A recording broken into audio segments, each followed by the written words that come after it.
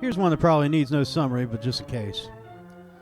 Siblings Johnny and Barbara have wrapped up the middle leg of their yearly epic road trip to lay a wreath on their father's grave.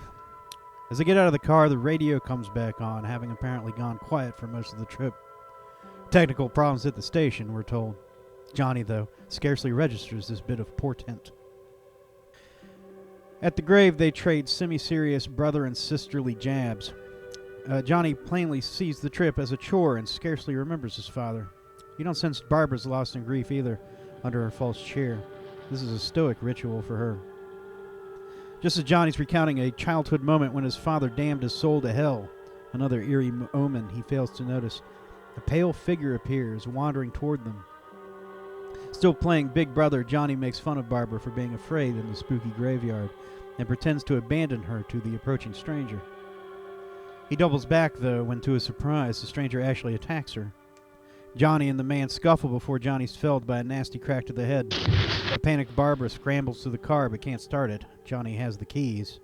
So she rolls it down a hill, gets stuck, and stumbles to a nearby farmhouse. No one's home and the phones have died. Barbara's second sign that what just happened might be more than a failed mugging.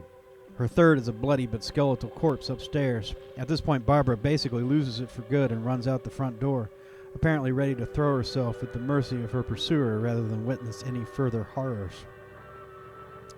At the last minute, though, she's rescued by Ben, a strong, quick-witted young man who knows a lot more about what's going on than she does, but still doesn't know much. They, but mostly he, since at this point Barbara's just not all there, board the house up against the vacant-looking attackers, who are now increasing in number. Safe for the moment, they trade stories, though Barbara has trouble sticking to the main points. Johnny and me. Johnny.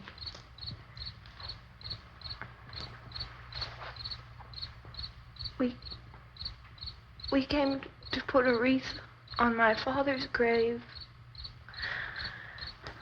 Johnny and he said, "Oh, it's late. Why did we start so late?"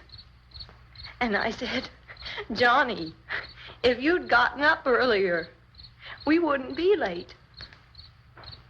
Johnny asked me if I were afraid. And I said, "I'm not afraid, Johnny."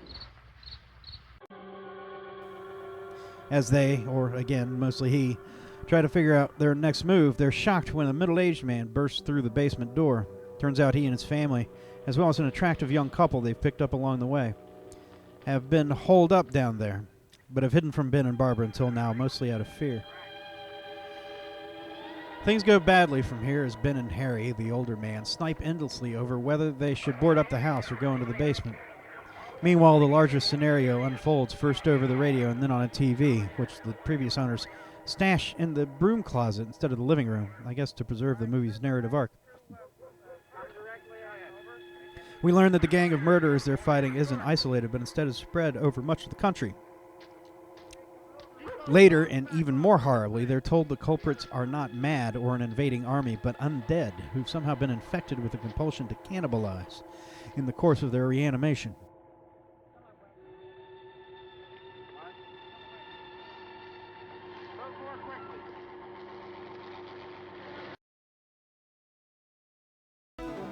After nearly a half-century of being probably the most imitated horror movie, with the possible exception of Psycho, it's easy to forget how novel Night's premise was at the time, and why it was the king of the midnight movie house, at least until Rocky Horror Picture Show took its crown, or maybe more accurately became its queen. Until Night, zombies had mostly been associated with voodoo or some other kinds of magic, and were usually enthralled to an evil sorcerer or mad scientist. This made them small in scale. Night of the Living Dead is modest in scale too, of course, but enormous in scope. Its genius is to have zombification spread as a kind of contagion.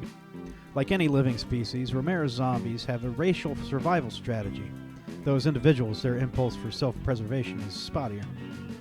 They perpetuate not through sex or by spreading seeds, but by eating their victims, a perfect confusion of Eros and Thanatos that life and death drives. Like any species at war, they have a plan for victory, though they don't know it. It's conflict through attrition. Alone, they're easy to beat, slow, weak, and stupid, but as they multiply, they simply overwhelm through sheer force of numbers. This would seem to resonate with the American war experience of the late 60s. Not only Ben and Harry's bug-in strategy's resemblance to a Cold War civil defense drill, with the boarded windows, the cellar as a place of last refuge, but also in the inexorable indigenous resistance to the U.S. action in Vietnam. 1968 saw the escalation of LBJ's carpet bombing campaign, but also the Tet Offensive and Walter Cronkite's pronouncement that the war had become unwinnable. No matter how hard we hit them, it seems, they just kept coming. Night embodies the politics of the time in other ways. Despite Romero's contention that the casting of Dwayne Jones as Ben was a practical move having nothing to do with his race, it's hard to imagine he could have even made such a claim minus the gains of the civil rights movement. Ben's fellow first-floor tenant Barbara also has a bit of the subaltern about her. She's apparently single since she travels with a brother rather than a lover, and this would have been a bigger deal at the time than it is today.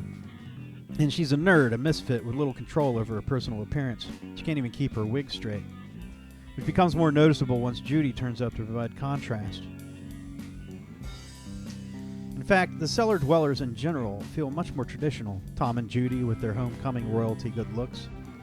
Harry, who can't even be bothered to loosen his tie as he asserts patriarchal authority over his nuclear family and awaits his chance to vote for Richard Nixon. If most of Knight's characters seem arranged to recreate in miniature its era's unprecedented generational, political, and foreign policy conflicts, this also appears to be their only purpose. They're broadly drawn so that Harry does little but antagonize the others, his wife Helen little but antagonize him. Tom and Judy function mainly to tug at the heartstrings by conjuring the specter of wasted youth, its promise dashed in a world without a future.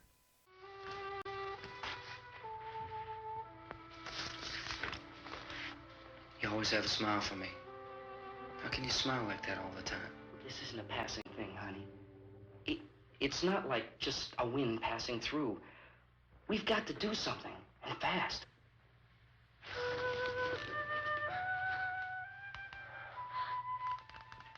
I just don't want you to go out there, that's all. Hey, Smiley. Where's that big smile for me? Romero and screenwriter John Russo reserved their more detailed psychological studies for Ben and Barbara, the two characters who consume most of the movie's screen time, and the only two to be featured in lengthy solo sequences. Ben drives the movie by delivering focus and resolve. His foil, Barbara, embodies the darkest facet of Romero's vision. Given us at first as a likable, if canny and uncomplicated young woman, Barbara's later vacant madness is the backdrop for the movie's narrative, but is also a thematic and visual preoccupation. Ambling and diffuse, she fixates on her own shiny reflection, first in the kitchen knife she carries around, then in one of the movie's most understated but captivating scenes, in the revolving panels of a music box.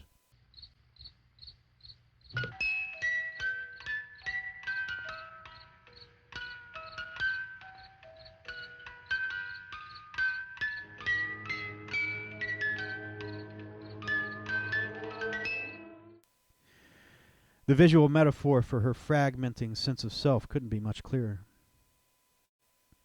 Later, a stupefied Barbara stirs and recoils when Helen lights a match. It's not just that she's simple-mindedly transfixed by shiny things. Her aimlessness and her lazy but unflappable insistence that she be allowed to somehow rejoin her brother clinch it. Though her blood work is clean, Barbara's a preclinical example of what Max Brooks would later call a quisling in his novel World War Z. This is someone who, while unbitten, identifies with zombies more than humans out of fear, desperation, or hopelessness.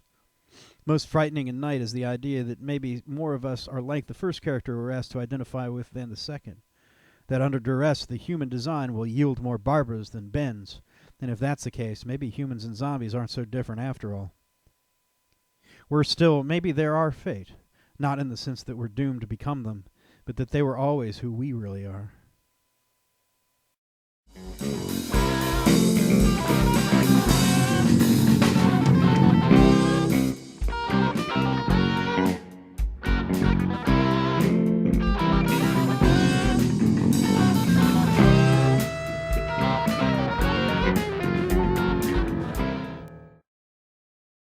In the the university, we had a cadaver from which all 4 limbs had been amputated. Sometime early this morning, it opened its eyes and began to move its trunk. It was dead, but it opened its eyes and tried to move.